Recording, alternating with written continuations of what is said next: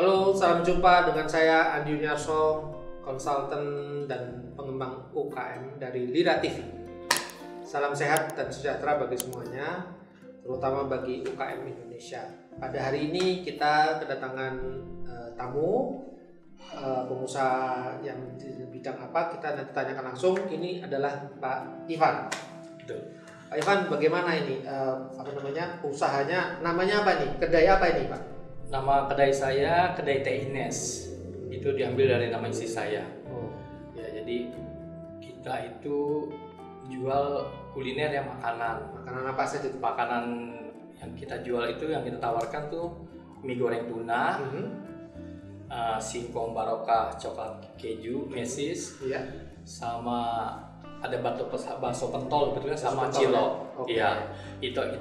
Kita 4 itu aja. Cuman sekarang kita kayaknya mau lebih fokuskan ke mie goreng tuna sama singkong barokah. Ya, tadi saya udah coba itu Iya. goreng tunanya. Gimana menurut Pak Andi? Iya, saya kira itu rendang ya. Ternyata Antara rendang dan dendeng, tapi ternyata tuna ya, karena rasanya belum kenal Iya. bentuknya seperti rendang. itulah makanya spesialnya di situ Pak. Iya, Karena enak, Pak. di Mantap. di Indonesia itu belum ada Pak yang jual. Kita karena ikan tunanya kita fresh, Oke. bukan yang kalengan ya. Bukan yang kalengan. Bener-bener ikan tuna yang masih fresh, kita pilih yang matanya masih jernih, insangnya masih merah. Makanya orang suka sama mie goreng tuna kita ini. Itu orang kalau udah makan pasti dia pesan lagi, nggak ada bosen lah itu loh. Iya, Makanya enak. saya sih berharap sih Pak berkembang di Indonesia, bahkan bisa keluar negeri. Ya, artinya gini, itu aja penampakan aja sudah seperti rendang, rasa tuna kan? Iya, Beda betul, berdua tuh. betul. Moga-moga Pak ya sukses. Iya. Nah ini Iya. pemirsa ini bisa dari kalangan umum maupun calon yang mau merasakan dari mana Pak itu tempatnya Pak? Mungkin atau tempat atau restoran atau mau pesan, nah itu nanti dikasih tahu ya, alamatnya bisa dilihat di sini ya. Iya. Pak kirim ya. Oke. Nah itu pengiriman bisa per ini Pak, Jadi pakai packing. jadi kita punya tempat itu di Ciamas Bogor, Jalan Raya Alam Tirta. Kita ada dibuka di situ sementara. Selanjutnya emang kita mau dibuka tempat lain. Ya. Jadi kalau orang mau pesan bisa hubungin kita langsung. Nanti kita pesan lewat GoSend. Sementara ini karena kita sedang bertahap kerjasama dengan GoFood sama Grab. Nanti untuk lebih mudah ya kalau GoFood sama Grab.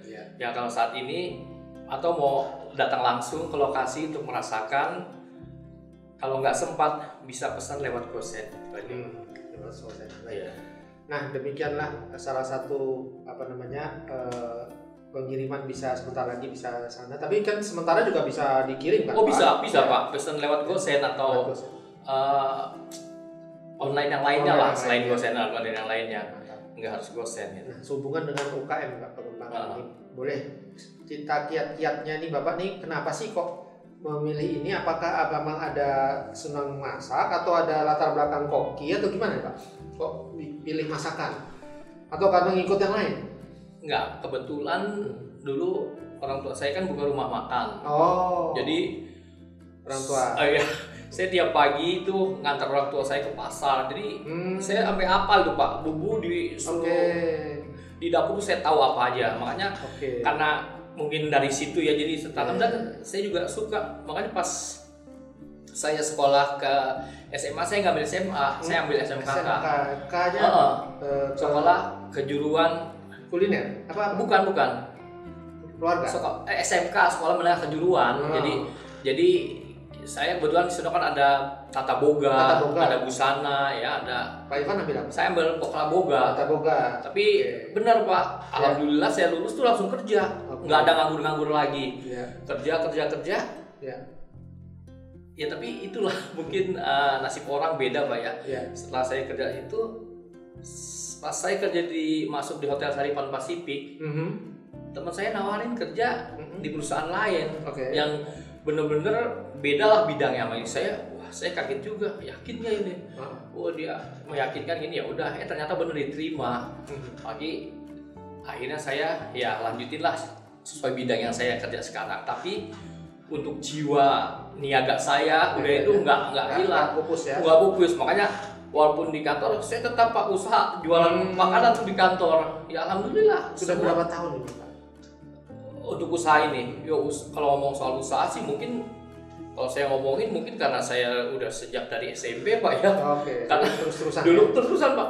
Okay. Ibu orang tua saya kan buka rumah makan, saya nyiapin minuman soft drinknya Pak. Soft drinknya. Itu saya yang bikin kamu sendiri. Bukan soft drinknya kayak Fanta, teh botol gitu. Saya maksudnya saya beli dari Bulakan, supplier ya saya jual gitu. Ya mungkin karena jiwa entrepreneur saya udah tumbuh dari situ, makanya pas saya kerja pun tetap itu berjalan terus saya jual.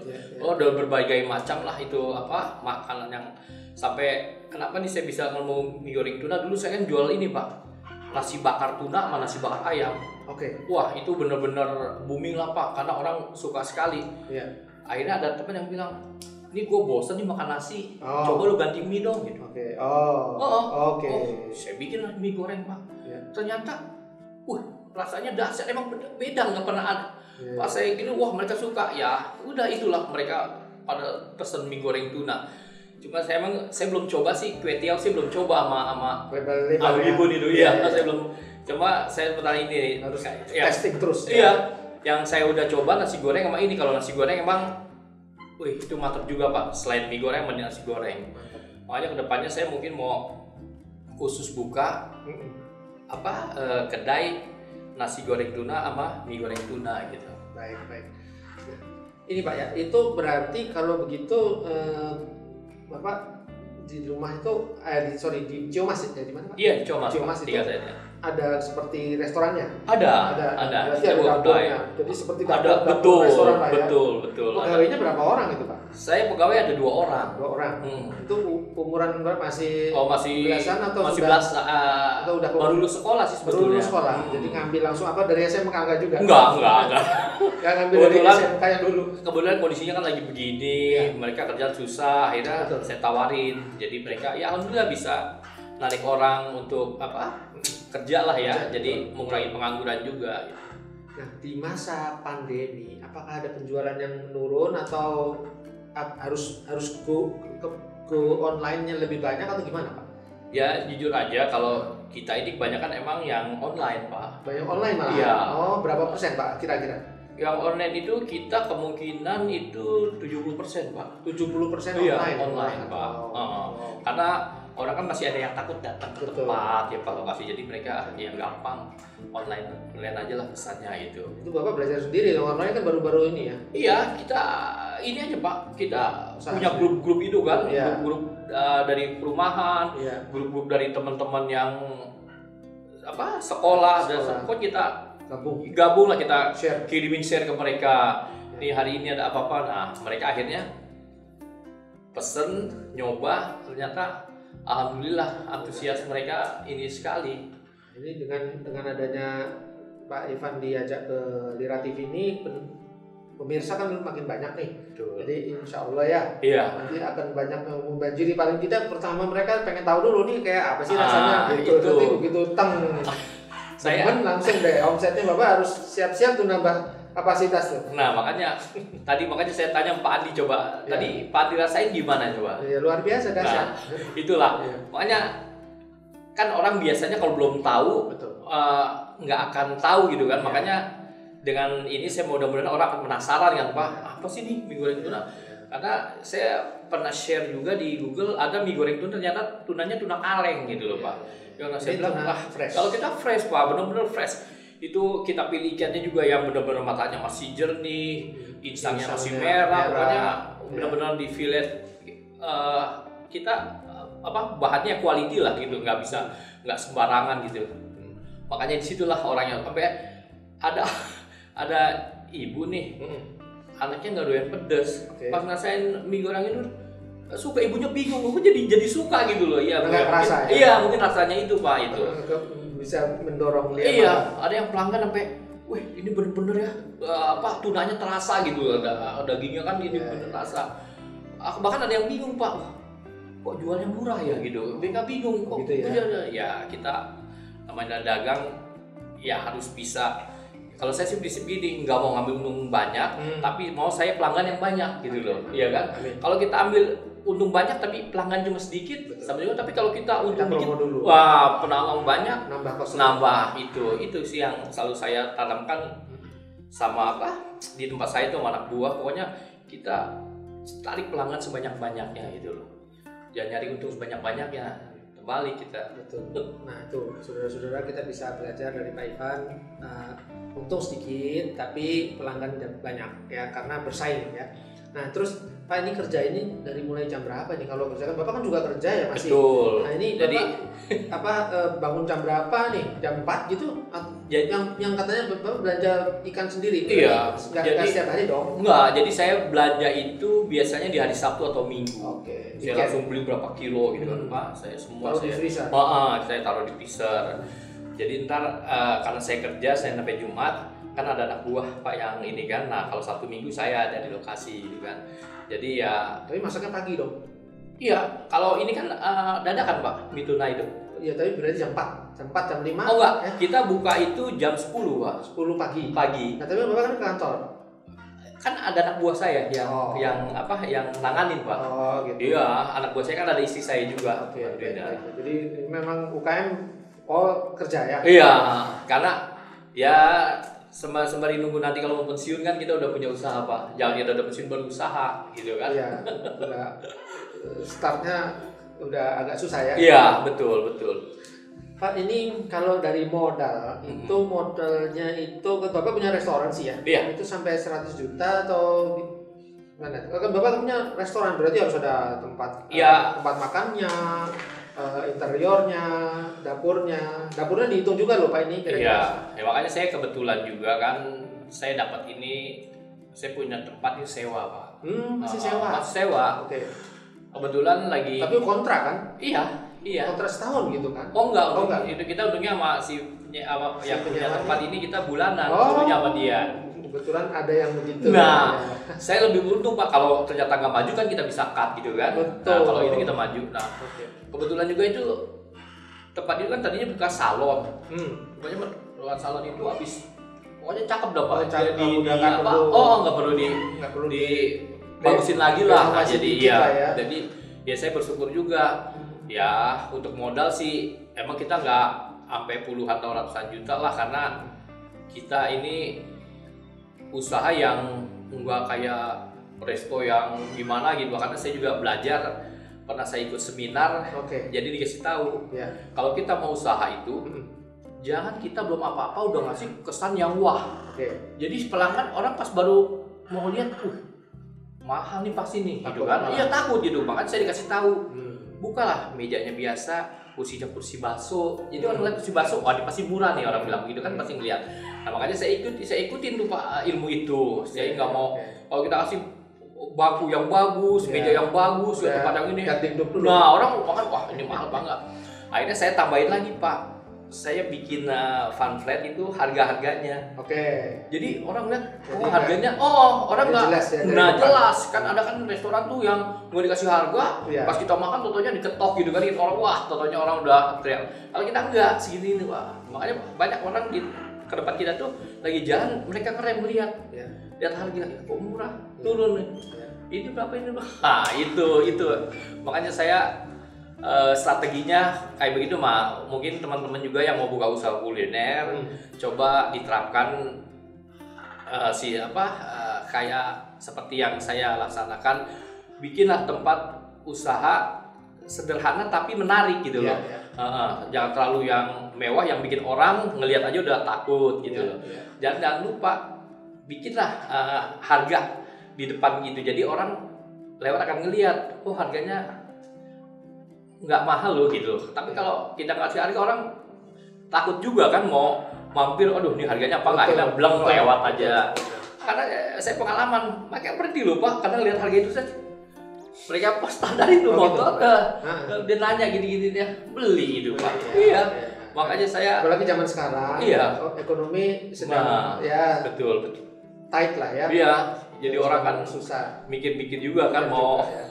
Nah. Pak, ini jadi hal terakhir ini saya mau tanya dua hal ya. Pertama, dua tambahan ini, bahwa ini untuk kan tadi kan dibilang bahwa pengiriman dengan GoSend atau kurir ya. Betul. Nah itu berarti packingnya juga khusus ya. Ada pakai apa? Styrofoam atau plastik? Kita sementara ini pakai styrofoam, pakai tulisan bungkus plastik, Pak. Sementara itu begitu kita. Belum ada yang frozen ya? Belum Model frozen. Belum. Ada cita-cita model frozen nggak? Nanti dia tinggal dimasukin ke microwave. Itu ada, Pak. Contohnya saya nanti mau frozen mungkin yang ikan tuna itu, Pak. Ikan tuna. Kita ini mie goreng tuna ini kan ikan tunanya ini udah kita olah, Pak, udah kita bumbuin. Oke. Jadi orang gue mau beli ikan tunanya aja ya udah ini. Jadi ntar di rumah dia mau bikin nasi goreng atau dia mau makan nasi putih, lu tinggal campur aja. Itu tinggal panasin kalau punya microwave di microwave-in gitu loh. Itu kalau kayak singkong kan emang udah frozen ya. Kalau singkong kita udah frozen. Pak, ini sharing dong buat UKM yang udah start atau yang sedang berjalan mau masuk mengembangkan lagi. Saran Bapak Pak Ivan dengan pengalaman itu apa sih yang biasanya sulit dulu, Pak? Yang sulit nih yang mentok gitu, ada suatu masalah, waduh ini harus saya salah nih, harus bagaimana? Boleh nggak di-share?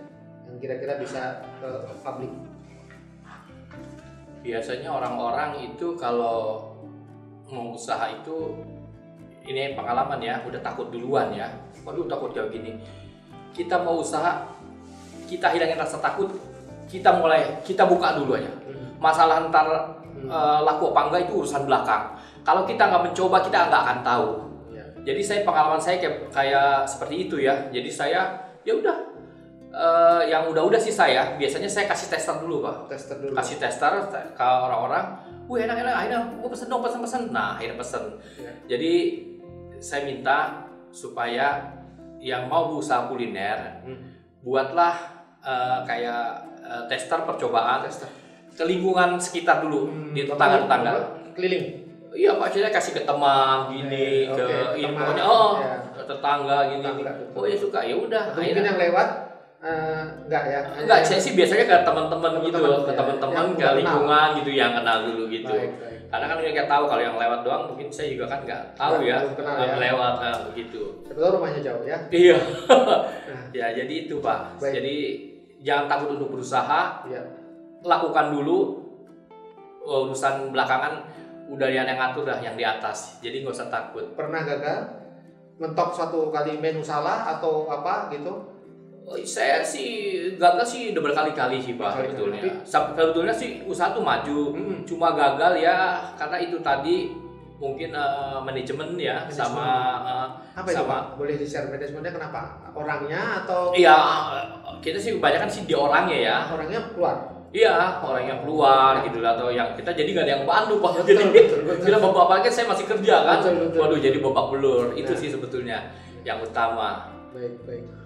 Baik, saudara-saudara, kita sudah belajar dari pengalaman Pak Ivan walaupun waktunya cukup singkat, tapi intinya bahwa Anda tetap harus berusaha terus ya, mencoba. Tadi Bapak bilang coba dulu, tester. Nah, ini salah satu kiatnya marketing adalah memberikan tester. Tapi sebelum itu tentu makanannya harus dirasakan dulu, Pak ya. Nah, ini coba-cobanya harus sampai ahli ya. Jangan kita belum merasain dong ngasih ke orang ya.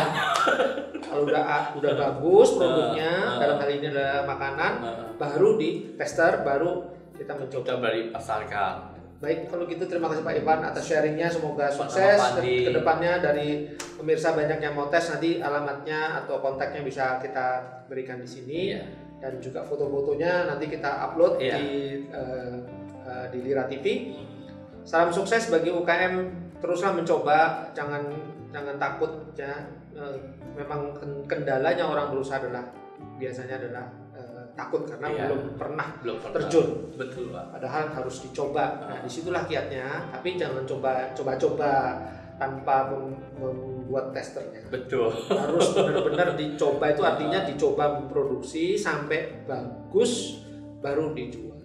Semoga Anda bisa mengambil manfaat dari sharing kita hari ini. Saya Andi Narso. Terima kasih Pak Ivan. Sama-sama, Terima Pak. kasih. Salam sukses.